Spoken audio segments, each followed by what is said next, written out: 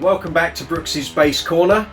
Here for you today is part 2 of the 2-part interview with Billy Sheehan, which dates back to July 2021. We're discussing the 30th anniversary of Mr. Big's legendary album Lean Into It. Here Billy talks about several of the tracks included on the album and what happened after the album was released. If you're looking for part 1 of the interview, a link to it will be in the description box below, along with links for other Billy Sheehan related videos here on the channel. So, here's Billy, part 2. Track number 5, Voodoo Kiss. The liner notes say people didn't know that Eric Martin used to live in New Orleans and had all sorts of voodoo nonsense going on, which I'm sure was a lie. It was. So where did that song come from? What's the feel is quite unlike quite a lot of your other material. So Yeah, there's that shuffle. Yeah. Pat was great at that shuffle. Temperamental, Voodoo Kiss, and there was another one that was on. We almost had that same song on each record. Temperamental was that same kind of a groove. Voodoo Kiss was that kind of a groove. And then there was another one later on that had the same kind of thing. But Pat was just really great at that kind of shuffle groove. Again, it separated out the men from the boys as far as drummers go. If you can do that triplet feel and make it convincing and get the room moving with that, which he certainly did. Yeah. Guys like Jeff Porcaro or drummers like that just really mastered that. Pat was great at that. Yeah. So it really gave a foundation of the band that helped create that the feel of that song and make it work. Yeah. It's almost like another sort of feather in your cap. We don't just do 4/4 straight away, straight ahead stuff. We can do this different feels. Yeah, and I know some noteworthy drummers that have a tough time with shuffle and swing. Yes. It's a thing on its own. Yeah. Because I'm a 3-finger player, the swing almost comes easier for 3 because everything's cut in 3. Yeah. But then I since most things are in 2 or 4, then my workload is double because I have to make it sound like that. So I'm at the opposite spectrum for that. But playing bass with Pat Torpey, his foundation was so solid, it was easy to just weave into what he was doing and have it be a convincingly swung shuffle feel. He was great at that. Which leads very nicely into track number 6, Never Say Never, one of the biggest grooves on record between you and Pat. I mean, monstrous. But it's one of the few songs I've never heard. Well, I've never heard you play it live, and I don't think I've ever seen it on one of your set lists. I think we may have done it once, but you might be right. Yeah. It was really high in pitch for the vocals, and when you're doing a live show, you can weeks of live shows. Yeah. You can opt to tune everything down, or we generally were in pitch right up until recent years because the voice is just. It doesn't hold up like stainless steel string do. You give it a little room to move there. But since it was so high and we're putting a set together, you can only do so many songs that are at the tip top of the range, and so I think that was one of the reasons why we didn't go to it. And we didn't find it mentioned in a lot of fan letters and articles and such. So we kind of, in choosing songs to perform live, we went a lot with popular opinion because we don't want to pander to the audience, but we would like them to leave there happy and play songs they want to hear. So that wasn't always at the top of the list. So I did like the song a lot. That was a weird situation with the record label because one thing was long goodbye, yeah, never, and no. On the demo it was long goodbye. The was in a different spot. So we had to go back in and recut to get the where they wanted it. Man. And they didn't even bother releasing it as a single. So we, it all came out of our budget and our money. We had to go back in and recut and get the moved, a quarter of a whatever. And so that was the beginning of our. We started to think maybe they don't know everything that they think they know. Just Take My Heart with a lovely bass feature In fact, the whole bass, I could just take the song away and just listen to the bass part of that. It's fabulous. But releasing that as a single after To Be With You Again, do you think that might have labelled the band as a ballads band? Yeah, and here's the actual problem that happened. To Be With You was still hot. It Yes. was still on the playlist. It was top 10 all over the country. And what you do is you let it cool down, go away, and then you release the next song. The label got greedy and wanted to release it. There you go. Yeah. The label got greedy and wanted to release it before To Be With You was gone. And a radio station, if they're playing a Mr. Big song in hot rotation, they're not going to bring another one in until that one goes away. So I do honestly believe we could have had another number one hit, but the label blew it. Yeah. Quite frankly. They released it too soon. I remember Herbie our manager was out of his mind. How could they do this, And but I love that song, and I think it was just a great piece of music. And I didn't use the 6-string live, so I had to do the. I managed to get it without that low B note, which figures well in the mix sonically. And I do now often go out with a bass tune BEAD for those low B notes. Yeah. The double neck is one of those things. But there's a great sounding bass, the TRB 6-string. I still got it here hanging there. It's my only non-4-string. I mean, other than the 8-string or 12-string, multiple double and triple strings. But it's my only non-4-string instrument. I'll pick it up once in a while and work out on it. It's good to do.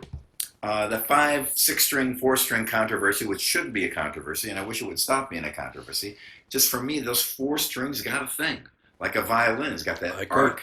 1, 2, 3, 4, and that's it, and that works for me. If you play 5-string bass, God bless you, have a hit, make $1 million, fantastic. This thing with the musicians drives me nuts. We should be, instead of attacking, we should be a bit more free and open-minded. Exactly. Yeah. Do your thing, whatever it is. It's just another tool for getting the job done. You can have all of them. Use them on everything. There's no rules. You taught me that. There's no rules. It's music. Enjoy it. It's not a competition. It's art. Have your way with it, whatever you like. Track number 8, My Kind of Woman. Yeah. It's almost like a novel. Sounds like a novel to me. Like a film. Yeah. It was that was one of the. I think that might have been written around the time of the first record. I might be wrong on this, but I just remember that first. There's a couple things that always tell me where the key of A is. The Who, that. Yeah. But My Kind of Woman was. Right away you hear. And so in my mind, I usually, even if I don't have a tuner, I get my bass tuned up. It's pretty close to being a pitch, which is handy. But I just loved the vocal performance on that. It's spectacular. And again, a Pat Torpey masterpiece. I don't mean to be saying glowing things about the guys that were in the band, but it's true. He was just so great at that. And brilliant solo by Paul. We went down to the F sharp, the relative minor. He did just a great, just fast and clean, but really musical and melodic, and it fit in with the way the song went. And actually, that was the general vibe across the whole album. And I remember reading an interview with Eric not long after the album came out, and he said, we made this album so it was less like a butcher's shop. And the interviewer said, "What do you mean?" He said, "We had chops everywhere on the first album. When we got to the second album, it's about the songwriting. We know we can play, but we need songs." And that was the kind of the focus point of Lean Into It, was to come up with songs, not to show how fabulous we are as musicians. And I think you pretty much hit the bullseye with that. Yeah, it's always balance is a good thing. Yeah, and that's why when I put the band together, Paul Gilbert is a guitar player, but the singer is Eric Martin, and the drummer is Pat Torpey. So it kind of it did work out, and people expect me to be flying all over the place all the time, but when it's time to play bass, I play bass. There's a time and a place for everything, Yeah. And whenever people start to attack me for whatever long list of reasons that they do, I always, to be with you. There we go. There it is. So there's my blazing fast over the top. Yeah. And as one, I love that song. I love that song, and I love playing it. And as one for the magazine. Now, look, if 30 years ago someone had told me you would have had 5 conversations with Billy Sheehan and drunk with him at a bar, and you're now a writer for Bass Player, I wouldn't have believed it. However, 29 years ago, someone put a review of Lean Into It, was in Bass Player, and the person that reviewed it said you had a bass tone, and I still love this because it is perfect. It sounded like a chainsaw cutting through chocolate pudding. If I could have written that, I'd copyright it. I mean, that is just... And I remember reading it and thinking, I couldn't put it any better. That is just like the perfect definition. I should actually do a logo of a chainsaw and a bowl of Jello pudding. Please. And, do a T-shirt. I'll buy that one. Okay, number... Go ahead. No, you go first. No, I was just going to say that there's a tonality there that I've had since the 70s. Yeah. And I'm glad it worked as well as it did. Yeah. And Kevin got great bass tones on that album. Oh, he was just a great, quite a storied producer too. What a wonderful man. True. Track number 9, A Little Too Loose. We're heading into low D territory again here, and we know the story. A little tongue-in-cheek, I'd suggest. A bit, just a bit tongue-in-cheek. We had our adventures on that first tour, and I was very lucky. I'd done a lot of touring prior to Mr. Big with UFO in Europe, the Eat 'em and Smile Band. Talas toured all over the country, and a lot of stuff. So for some band members, it was their first time being out in that situation. So there were many adventures, and some sung and some unsung. Very good. Enough said. This one sung. Number 10, Road to Ruin. Again, Pat swinging like a demon, like an absolute demon.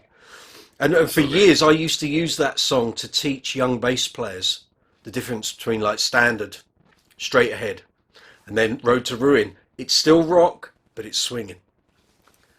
Yeah, that triplet feel in there. 1 2 3 1 2 3 1 2 3 1 2 3. It's more rare now to hear 3s and 6s. Sure. That triplet feel, where it was a little more common. I remember even Schizoid Man, the jam in the middle of Schizoid Man was all 3/4. I love that. Frank Zappa did a song called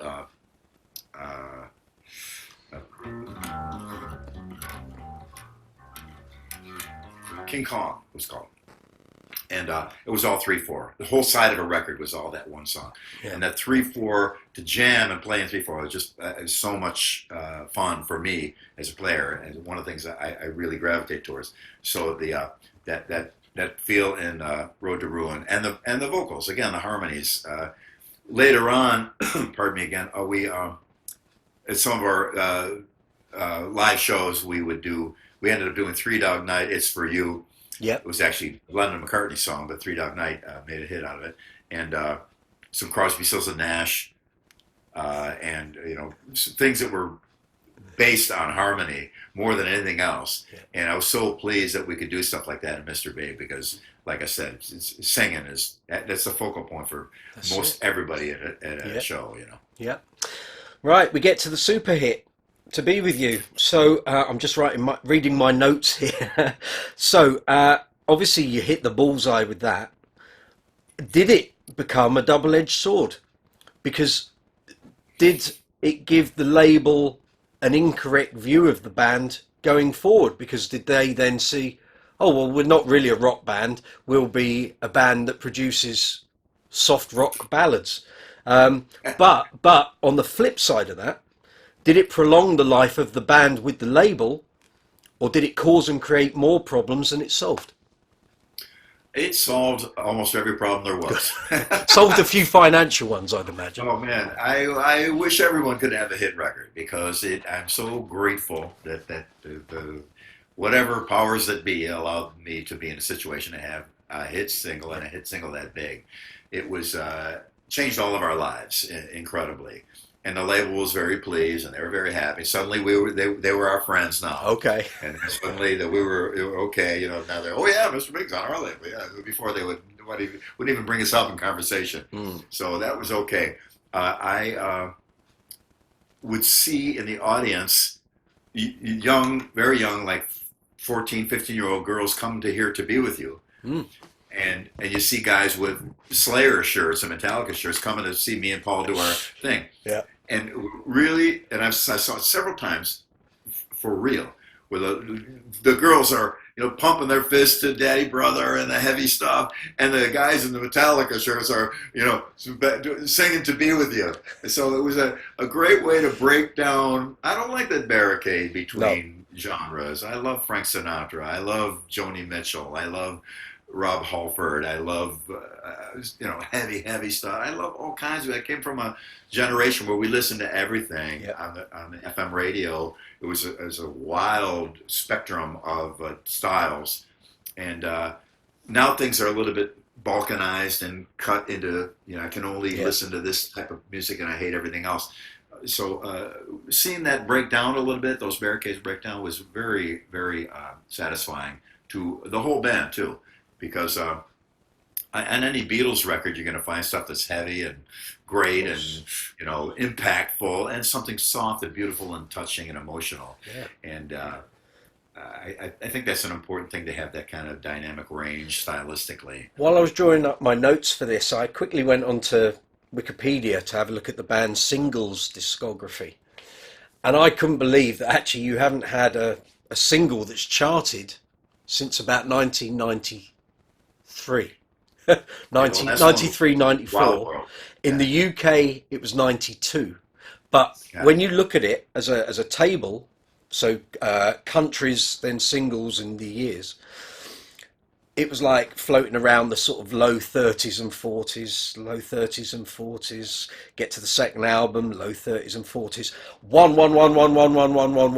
Literally every country on that list, it went to number one, or like in the UK, top 3, a couple of places 4, 5 and 6. And then after that, low 20s, low 30s, low 40s, and it just petered out again. It was almost like you sort of, to a lot of people, maybe in the UK, for example, it would be like you dropped into the chart and that was it. But it's like when I've tried to say to people, no, actually, they've got like, there's about 8, 9, 10 albums of material there. There's plenty there. Well, it's not uncommon for that to have a lot of bands. You get that little peak thing, and to repeat it is tough. It's tough. I mean, to win like a championship in sports, that's an amazing thing. To repeat, that's tough. Because it's to keep all that together in a way, to do it again. To do it once, great. To do it twice, wow, pretty amazing. We had a hit with Wild World off of Bump Ahead. Yeah. And that was a big international hit too. It was Cat Stevens' song. Yeah. It comes and it goes, but that it was there at all, it's pretty cool. Did it put a strain on the band?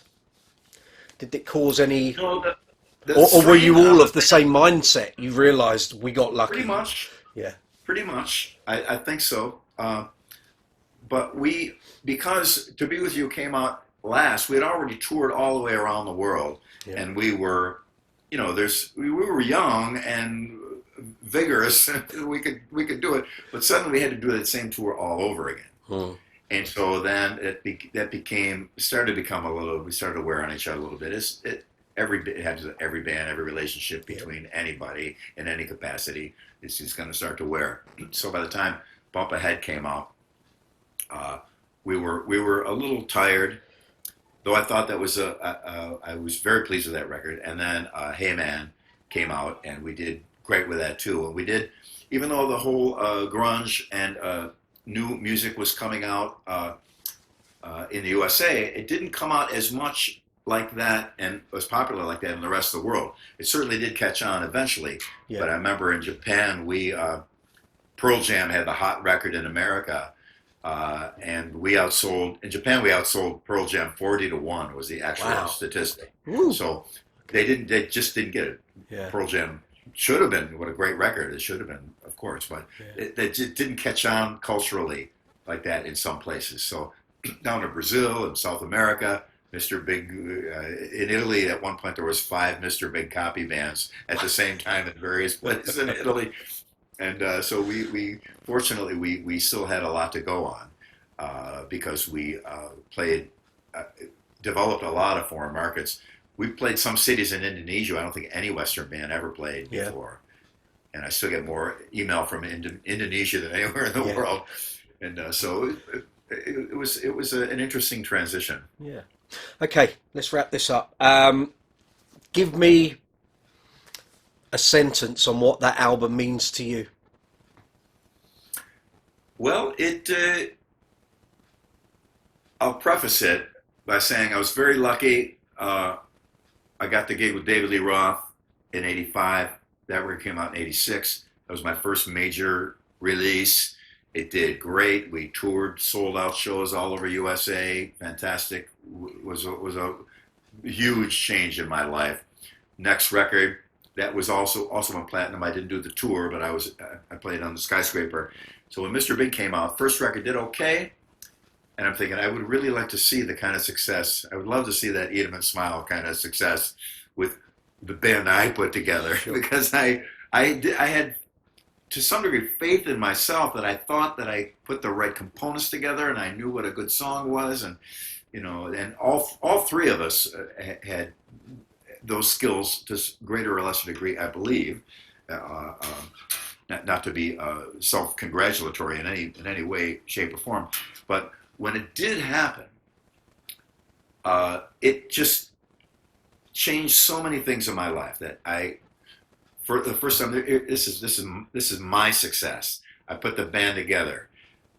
It's me, Pat, Eric, Paul's success. It's our thing. We did it and we made it happen, and it's us. So that really helped. I guess to sum it up, it was just truly not only a life changer, but like a life completer.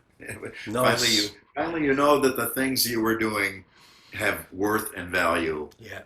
And not that I never thought that, but Eat 'em and Smile was a wonderful, incredible thing, of course. But that it's your own thing.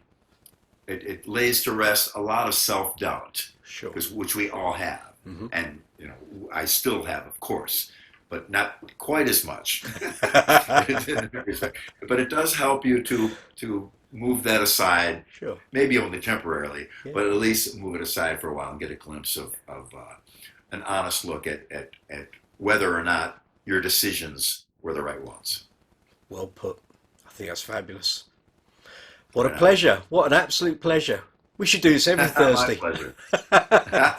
Well, look, hopefully we'll see you over here soon. Hopefully see you so. with the Winery Dogs. I guess you guys will be over. What's happening with the Sons of Apollo, the rescheduled tour dates? Are those going to happen? Or?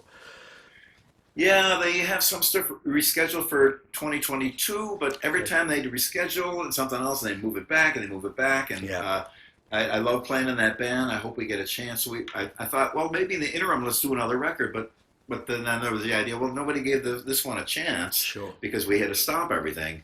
So not sure about that. But if I may impose upon you to add this little extra news bit, the new Talas record is just about finished. Okay, and, lovely. We went. Sadly, our singer passed away right after he finished singing on the record, and it's a traumatic time. And doing a record during a pandemic is tough. Yeah, and going back and forth and remote things, but we managed to pull it all together, and it's almost done. And great. We took the songs from 1985 when I left to go to David Lee. Everything I left behind. We went back to those songs. Yep. And some people say, yeah, we should rewrite them and bring them up to speed and bring them up to date. I go, no, let's do them just like we did it back then. In '85, let's do it the way we did it, rather than trying to update it. And the whole purpose of the album now, having gone through these calamities and catastrophes is for the singer Phil Narrow's legacy. I really want it to be Okay. For his sons and his family. If you message me when that's ready to go out, I'll do a big social media push and put something on my channel about it. No problem. Oh, I'd be very grateful for that. Problem. Thank you so much. No problem. Yeah, Phil was just a wonderful, wonderful guy. Yeah. Not a hint of lead singer's disease, and just a great voice and a wonderful person. Cool. So sad to lose him, especially at this time too. Sure. Excellent, excellent. Well, get in touch with me if you need me for anything. Always. And, wonderful to see you again. Thank you, sir. Let's stay in touch and Absolutely. Onward and upward. Look forward to seeing you at a bar soon with a pint of Trooper. Okay, I'm buying. Good man. Take care. Have a good day. Thank you, Billy. All right, thank you so much. Cheers, right, mate. Bye-bye. care. Hi. I hope you enjoyed the video. If you did, please give the video a thumbs up, hit the notification bell, and hit the subscribe button below. If you're looking for other Billy Sheehan-related videos or the Billy Sheehan playlist here on the channel, links to all of these can be found in the description box below. Look forward to seeing you here again on Brooks's Bass Corner.